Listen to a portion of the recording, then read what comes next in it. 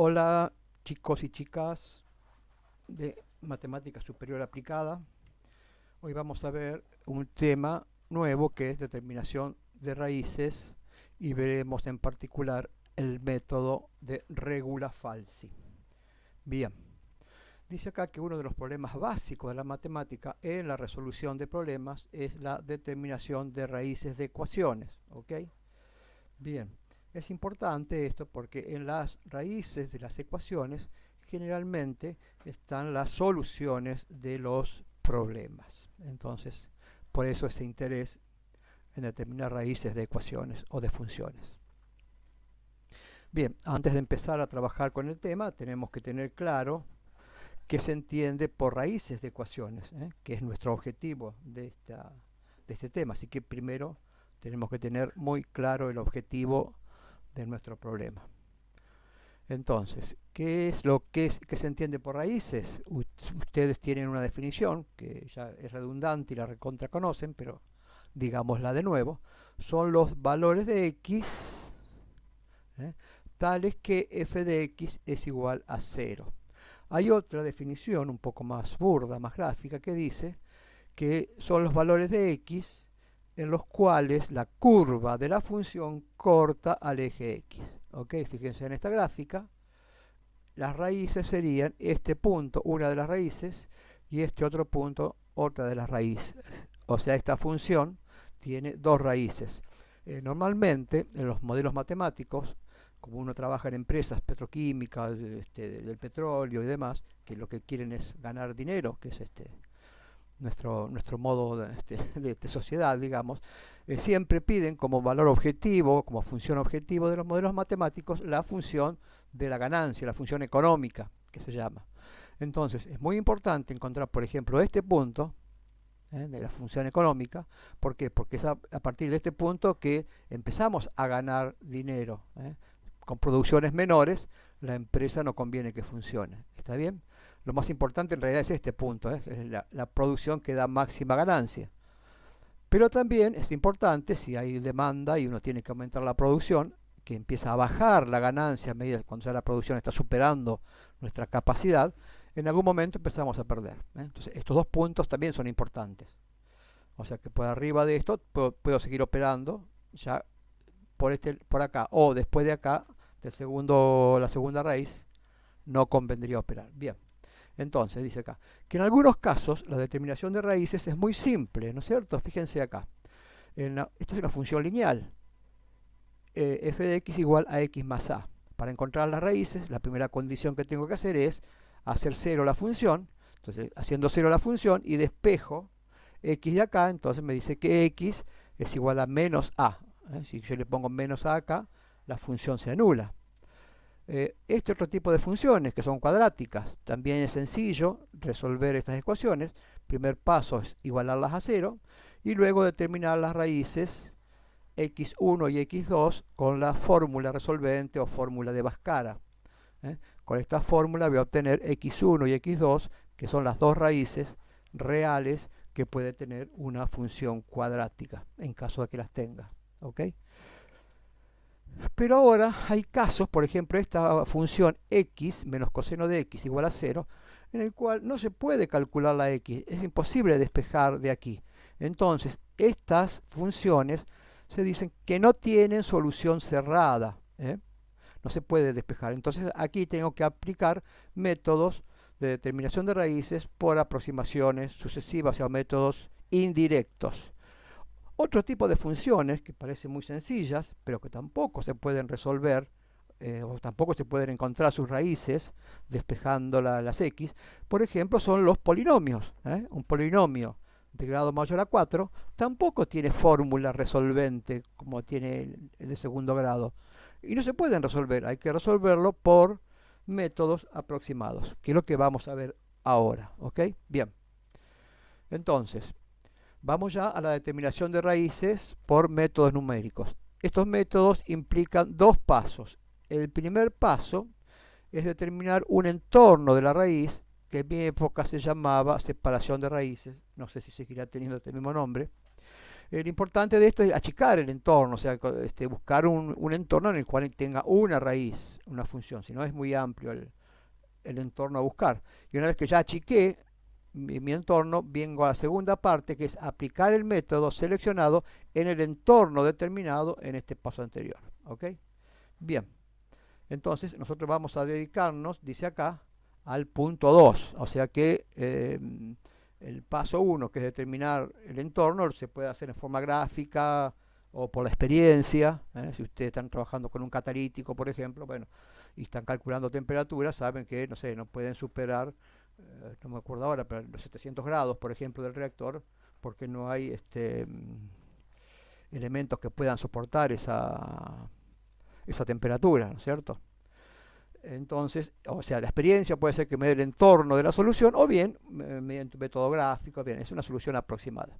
Una vez que tenga el entorno, voy a aplicar el método en el paso 2. Bien, entonces, hay varios métodos para determinación de raíces, muchos métodos de la antigüedad de la matemática.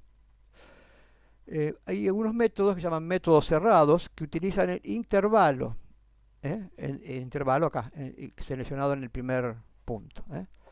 Y esos métodos se llaman, bueno, un método es el de bisección, que va dividiendo el entorno de a dos partes, o el método de regula falsi, que es el que vamos a ver hoy. ¿Okay? Y hay otro tipo de métodos, que son los métodos abiertos, que requieren de un solo punto. Arrancan de un punto y se van acercando a la solución. Esos métodos son el método de iteración y el método de Newton-Raphson, que seguramente también vamos a ver si el tiempo nos da. ¿Ok? Bien. Vamos ahora entonces al método en sí. Acá tenemos una función, esta curva es la gráfica de la función y igual f de x. Entonces, primer paso era determinar el entorno de la solución, ¿no es cierto? El punto A y el punto B. Entonces, determinado el entorno de la solución, yo sé que tengo que asegurar que tenga una única raíz en ese entorno. Para ello, se debe cumplir que f de x sea continua en el entorno AB. O sea, que f de x tiene que ser continua acá, porque si hay una discontinuidad, por ahí no tengo la raíz. Y además se debe cumplir que f de A por f de B sea menor que 0. O sea, que f de A, que estaría acá, y f de B, que estaría por acá, tienen que tener distintos signos. ¿Para qué? Bueno, para asegurarme que la curva o la función al menos una vez pase por el eje X. Y pase, bueno, y tenga una raíz acá, por ejemplo. Y otra condición es que f' de x, o sea, la derivada de x, tenga signo constante. ¿Para qué? Para que no cambie la curvatura y me asegure de esa manera tener una única raíz.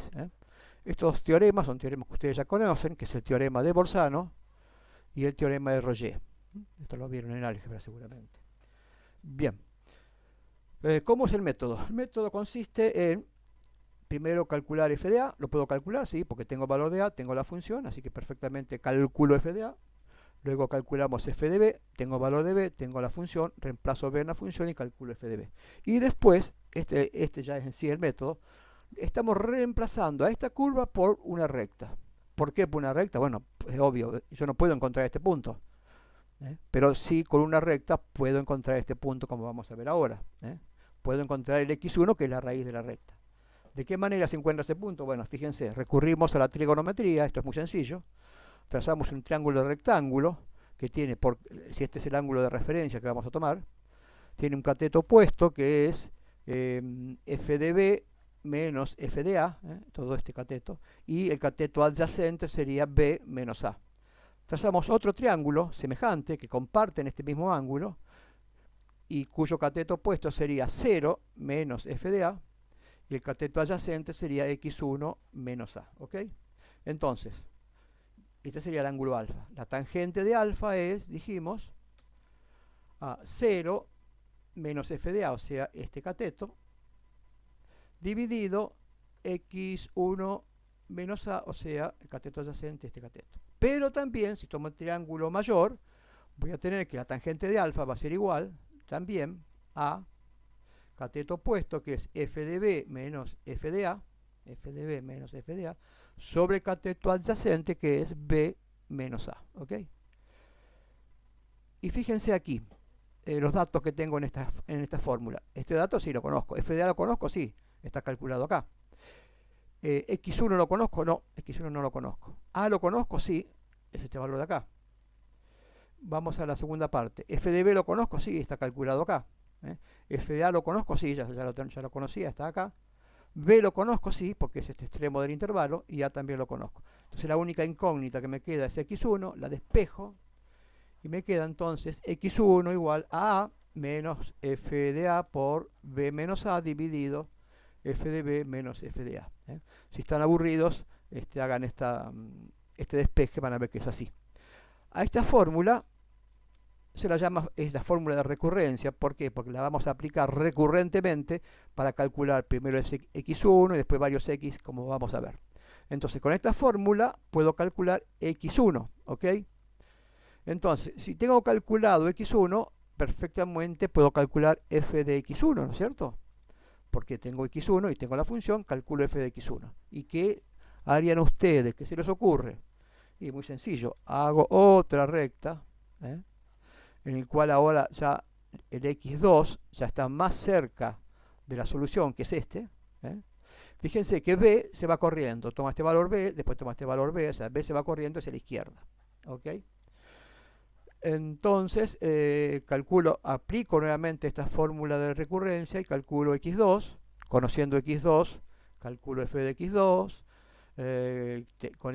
Vuelvo a trazar otra recta, f de x2 hacia f de a. Calculo x3, aplicando nuevamente la fórmula de recurrencia. Y fíjense cómo el x se va acercando a la raíz. ¿Y cuándo llego a la raíz? Cuando, fíjense que este f de x también se va achicando. Primero f de x1, después f de x2, f de x3, cada vez más chiquito. Entonces, ¿cuándo llego a la solución? Cuando el valor absoluto de f de xn sea menor que el error, sea casi cero. Depende aquí qué error yo le ponga, ¿no es cierto? Puedo poner 0,501 y va a llegar hasta ese valor. Bien, y ese es el método, nada más que eso. Lo que ustedes tienen que hacer ahora es el algoritmo para poder programar este método. El algoritmo es, primero, bueno, pensamos un poquito, tenemos que leer los valores, ¿no es cierto? El valor de A, el valor de B y el error E, que me voy a emitir. Segundo paso, como lo hicimos a mano recién, calculamos f de A y f de B. ¿Ok? Y tercero, calcularíamos x1 aplicando la fórmula de referencia. Bueno, y así seguimos. En algún momento tendré que preguntar si f de xn llegó a 0 o está por debajo del error. Bueno, esto lo tienen que hacer ustedes, que sería el algoritmo del método. ¿Por qué el algoritmo? Bueno, porque vamos a programarlo. La gracia está en que esto lo haga una computadora y no que lo tengamos que hacer a mano, porque va a implicar un montón de cálculos, como vamos a ver. Bien, bueno, todo esto es la parte teórica. Ahora después les vamos a subir otro video con la parte práctica que tienen que hacer. En principio ustedes ya pueden ir probando de hacer el algoritmo y después hacemos el programa. ¿Ok? Bueno, muchas gracias por la atención dispensada y nos vemos. Y arrancamos ya el segundo semestre a full.